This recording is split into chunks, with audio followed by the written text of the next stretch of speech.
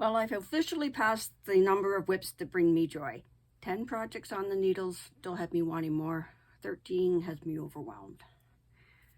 Hi friends, it's Belinda here from BMakingJoy, and welcome to my channel. This is episode 14 of What Brings Me Joy, a mostly knitting podcast where I come to you from my home in Calgary, Alberta, Canada, to share the projects that I'm working on, for you to help hold me accountable to what I cast on. I'll give you a little sneak peek about some of the things I'm designing. I'll tell you a little bit about my life.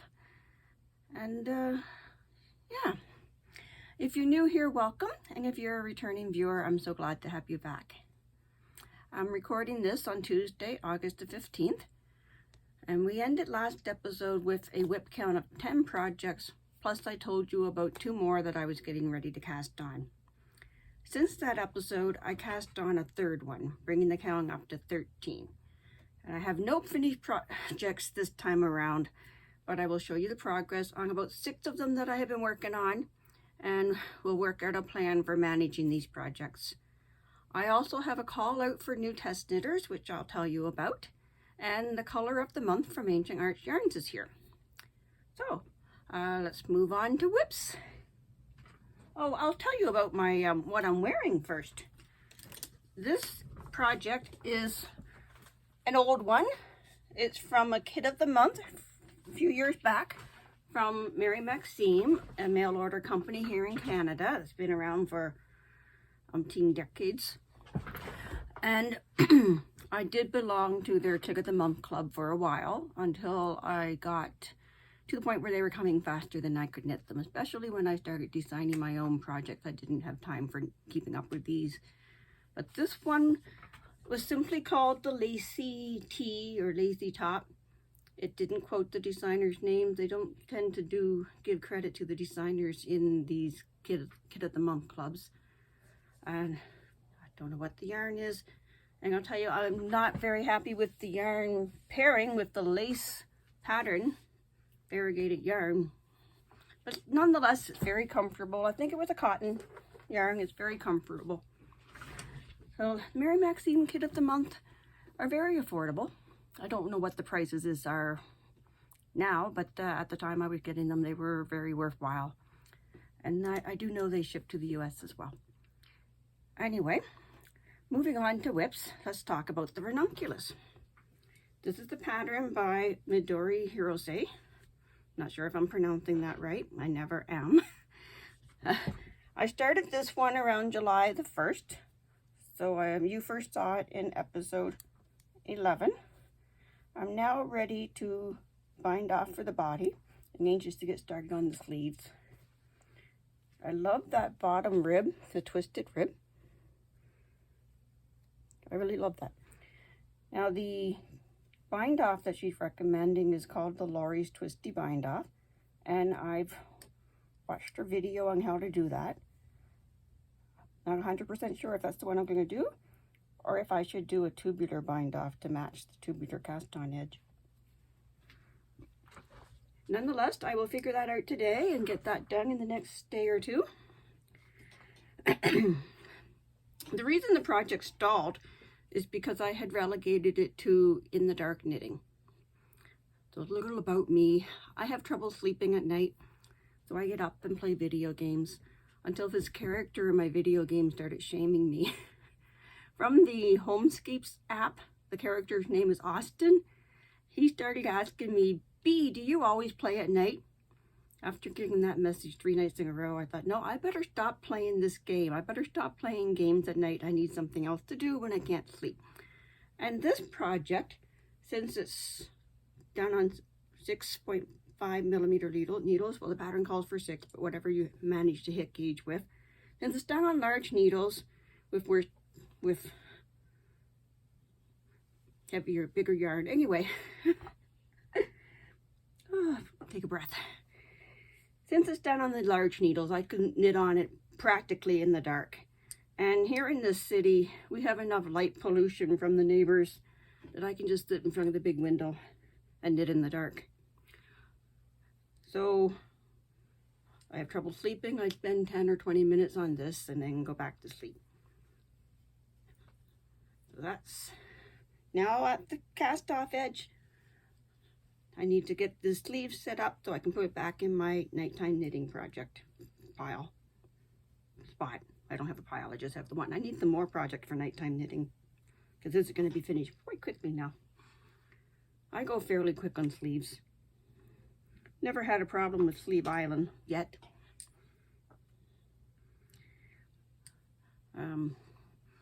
Is there anything else I need to tell you about this Ranunculus? I've talked about it the last couple of episodes. I'm doing this one on a Lion Brand Pound of Love yarn in the discontinued colorway Lavender. It's on the lighter side of worsted weight, so more of a DK weight that it's working out for me. So I hit gauge. I'm enjoying it. It's the same yarn I used in my love note because I bought too much of that yarn because purple. I love purple. Yeah. So I'm using the same yarn as the love note because I was going to compare the two patterns, but so far I'm loving them both equally. Because I really am loving that twisted rib. So yeah, we'll get that bound off and the sleeve started.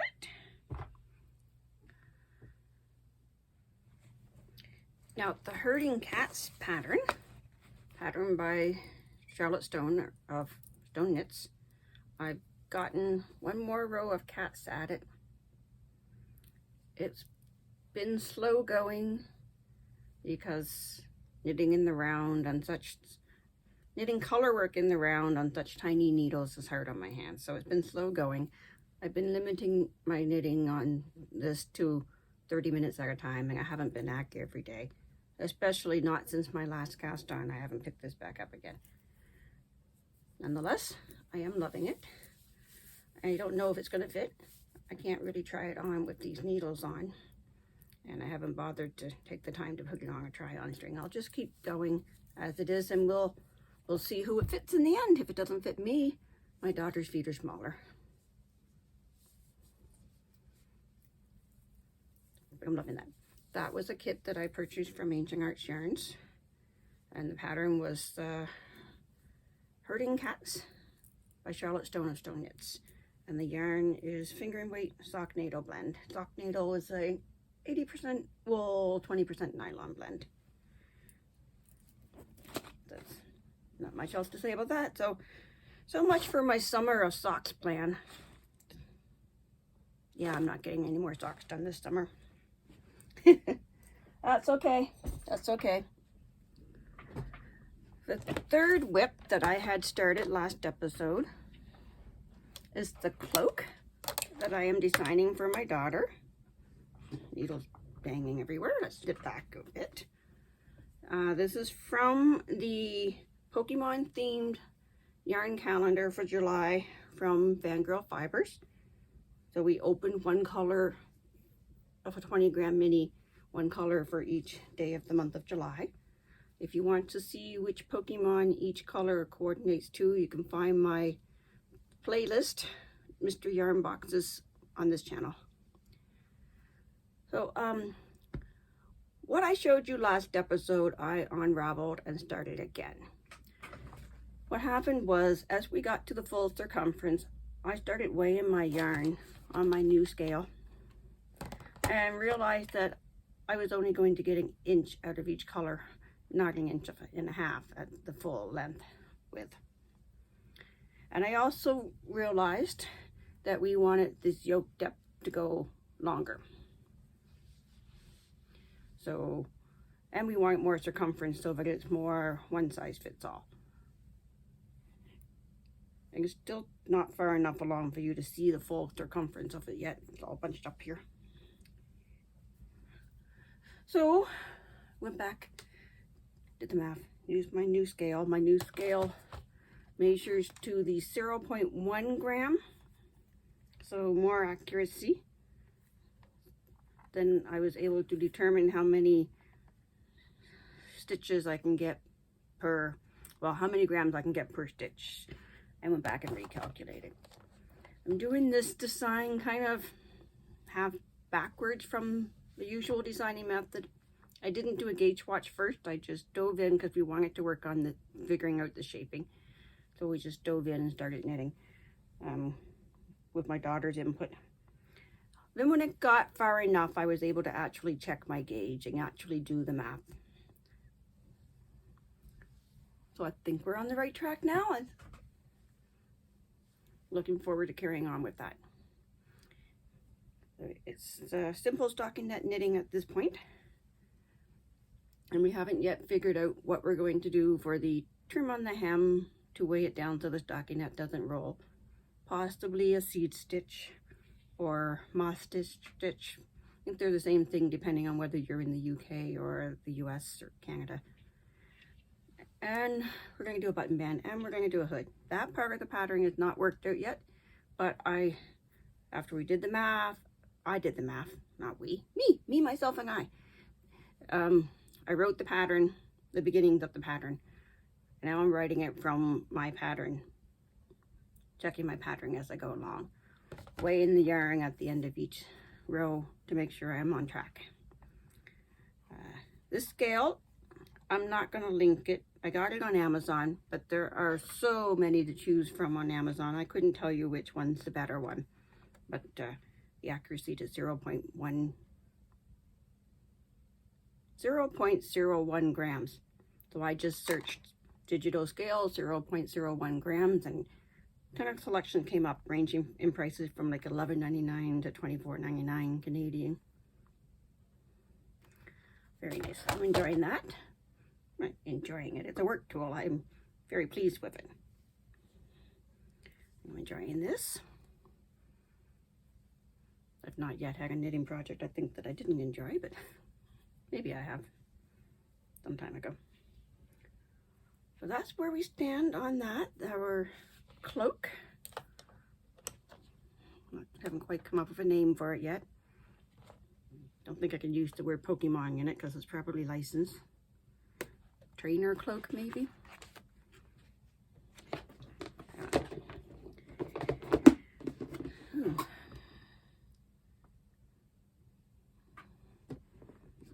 So anyway, with my recalculation, my stripes in the yoke portion are going to be wider, and then when we get to the full circumference, they're only going to be an inch. So the garment's still probably going to be close to 40 inches long, if all my math is correct.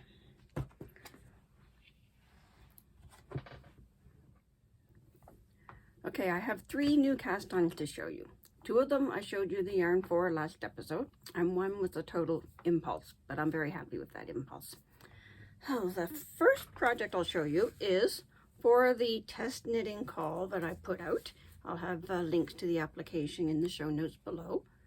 It's for the Elana Sea Foam Skirt that Bianca is wearing, that I designed for my daughter to match the previously released Elana Sea Foam crop top. The skirt, the pattern is written for 9 different sizes, ranging from a 62 centimeter waist to 130 centimeters. As of now, I'm still looking for test knitters in all sizes. I'll pop up some pictures of my daughter wearing the dress. You can find the link to apply in the show notes below, which you find by clicking on the more ... next to the title. Let's see. It uses a DK weight yarn, US 6 4mm needles, or whatever size you need to hit my gauge of 20 stitches per 4 inches, 10 centimeters. Choose a strong fiber. So I'm now making one for myself to match my crop top. Well, mine's not cropped. I went full length on mine.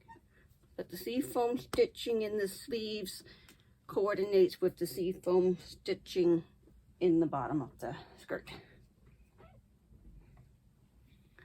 And I'm using a Nettle Soft DK from Ancient Arts Yarns, the colorway Amethyst. The knitting starts at the waistband, And my pattern includes a video tutorial for this waistband and the video tutorial for that Seafoam stitch that's in the bottom of the skirt. I don't know if you can see that. Here we go. Oh. Have I told you everything I need to tell you? If you have any questions, pop them to me, either in the comments here or pop me an email or a reply on the test application area.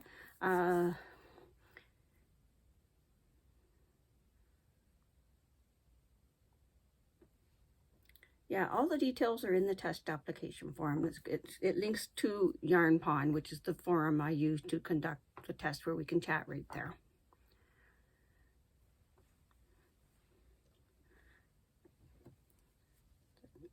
So that's that. It's now at the point where I've got them continuous, mindless stockinette knitting to do for quite a while before I start the Seafoam. So that pattern is just in my to-go bag. If we go anywhere, it can come with me. Mindless knitting, or if I'm on the phone or anywhere that I need to just keep my hands busy. And then I applied to do a test knit for another designer, a new designer. And actually I applied right before the last episode, but it was a week and a half before she accepted me because she had been sick and there had been a delay. And so I applied before I decided to do the knit along that I'll tell you about next. Then she accepted. Though her first request was that we do a gauge watch before she sent the actual pattern. There is quite often with test knitting a lot of people who ghost you after receiving the pattern, so she wanted to eliminate that by having us do a gauge watch first. Now I did the first portion of the gauge watch in the round, and then I switched to row by row. And the reason for doing a gauge watch in the round is when a project is knit in the round, because often your your tension might change between the in the round portion and the rows portion. Mine doesn't. I knew it didn't in stockinette. I tried this one to make sure that it didn't in this pattern either. My tension is pretty even, if I do say so myself. So we did the gauge watch. We sent her a picture of the gauge watch. She sent us the pattern. I am using a Lion Brand Kobu, which is a blend of cotton and bamboo. Kobu is Knitted Knockers approved, so we know it's very soft. I'm going to do it in the colorway olive. And yes, I've already started. I've got one repeat done. And that reminds me of a question I want to ask you. Do you prefer to have your pattern be charted or written, or both? Do you knit just off the chart, or do you follow the written instructions row by row? Because her version was just the chart, and I, for the way my brain thinks, had to tell myself for each stitch what the written instructions would be if I were writing it. So I'm actually reciting the abbreviation to myself as I'm knitting it. And then I go back and look at the chart to see if it looks right. I can read my knitting and see if it looks right. So yeah, just curious. What are your thoughts on the matter? And also, how much information do you need the designer to give you? Do you want all the steps spelled out and the why you're doing each step? Or do you just want the basic information, the abbreviations? Because I struggle with trying to decide how to include enough information in my patterns for you without overwhelming you with too many words. Anyway, did I insert a picture up here for you of what the finished project is going to look like? She gave me permission to talk about this project, so I'll pop a picture up here for you. This is one round of repeats. Her due date is September 16th, so I'm not overwhelmed by this. I'm not overwhelmed by any specific project I have. It's just that suddenly I realized I have too many to get done in a reasonable time frame. Well, reasonable depends on what limits I'm setting on myself. I have no good deadlines except this one. I'm making sure I work on it for at least 30 minutes every day. And by 30 minutes, I mean one episode of whatever I'm watching, like probably a podcast. So that could be anywhere from 25 minutes to 55 minutes. So when I sit down to knit, I make sure I pick up this one first and at least do that much per day. So I'm pretty confident that I will have it done by September 1st. If I don't, then I will focus that entire weekend on finishing this. That's the plan for that. Now that I've said it out loud and on record, I shall be held accountable.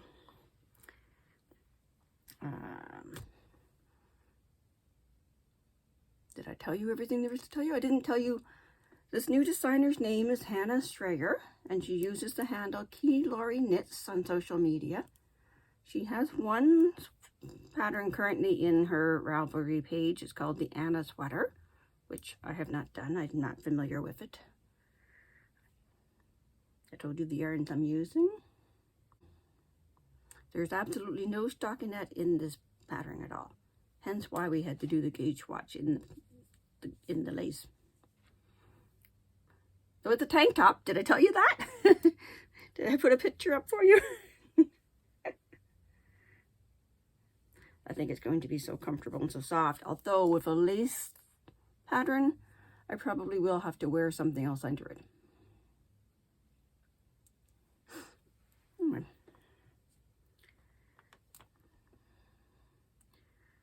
And then I have cast on the Staycation Knit Along. Staycation Shawl, the pattern written by Caroline Summerfield of Ancient Arts Yarns here in Calgary. And she started a knit along for it. Actually, the knit along officially starts Thursday with a Zoom group. But she said there was nothing wrong with starting early. And those of us in our local knit group got started early. We had a garden party this weekend. And so I cast on Friday and then went to the garden party. So there's a weekend's work on this. So of course I'll pop up her pictures of her finished pattern. She has kits available on Ancient Arts Yarns. And the colorway that I chose, the kit was called a Midnight Swim. And it's in the sock natal yarn again, the 80/20 superwash merino / nylon blend that I've been using so much of lately.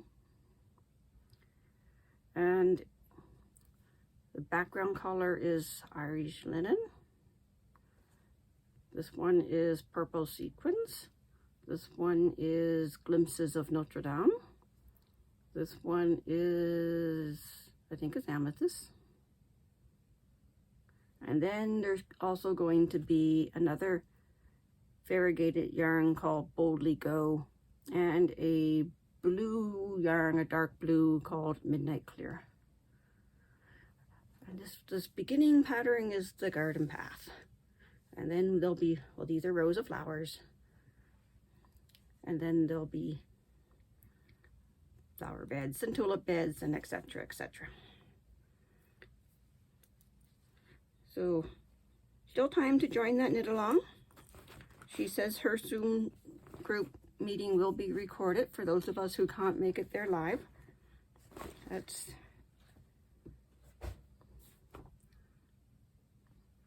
oh. Is there anything else I wanted to tell you about that?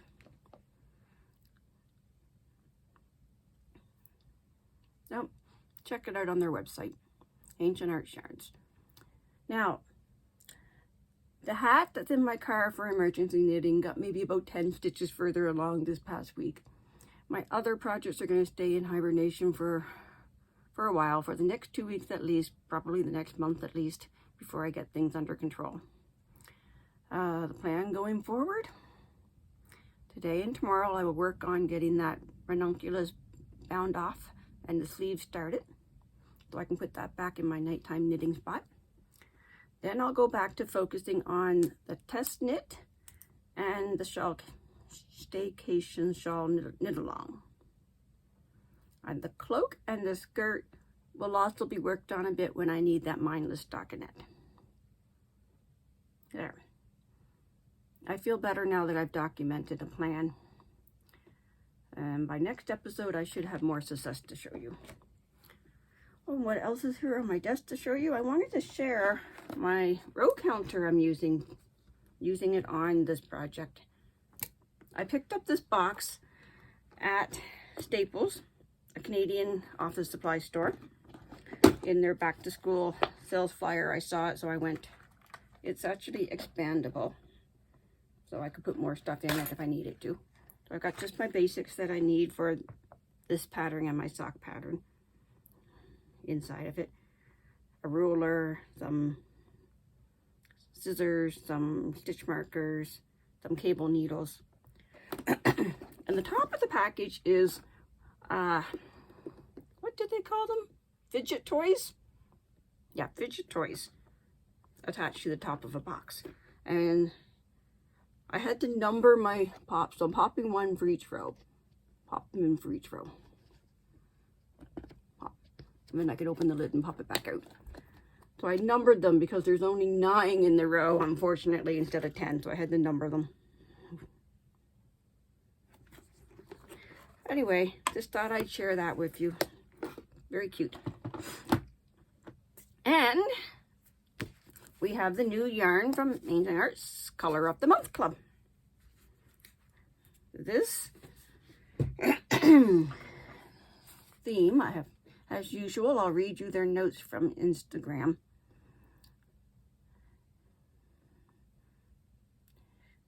This August colorway is the Osberg Ship, Norway. Osberg Ship.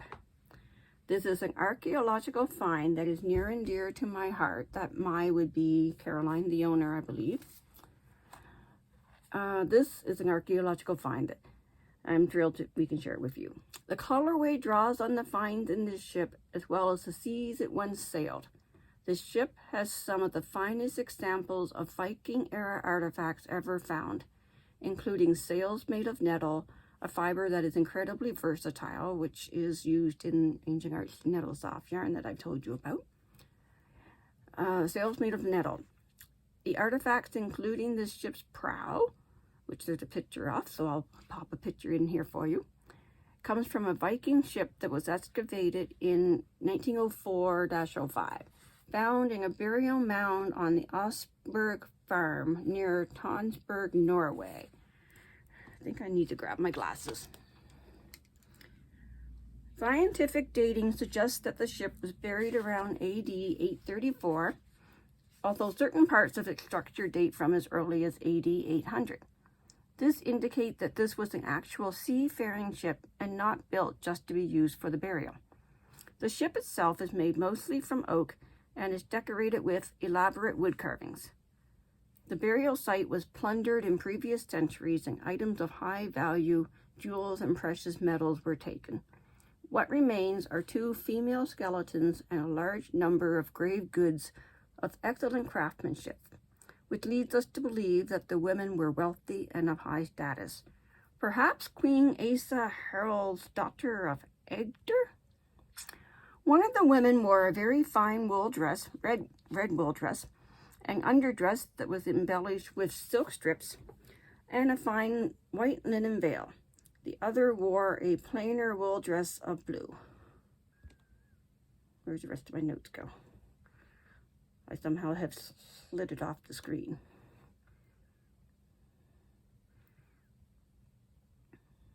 There it is. Among the grave goods were 4 elaborately decorated sleighs and a richly carved 4-wheel wooden cart, along with the horses to pull them. There were also household goods such as a bed with elaborately carved bedpost, a narrow wooden loom, wooden chest, and a collection of luxurious textiles, which included woolen garments, imported silk rugs, and woven tapestries. All in all, an amazing example of a complex and fascinating culture and a wonderful inspiration. That's it.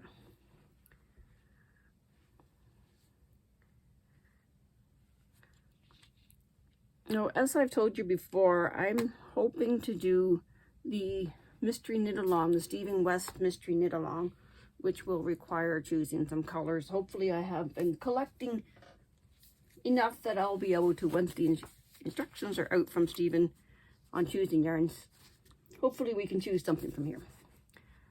So that starts October. So hopefully I get some of these projects cleared up before October 1st. Oh, I think that's all I have to share with you. So until next time, please click the like button, click like, share, and all that stuff. Subscribe.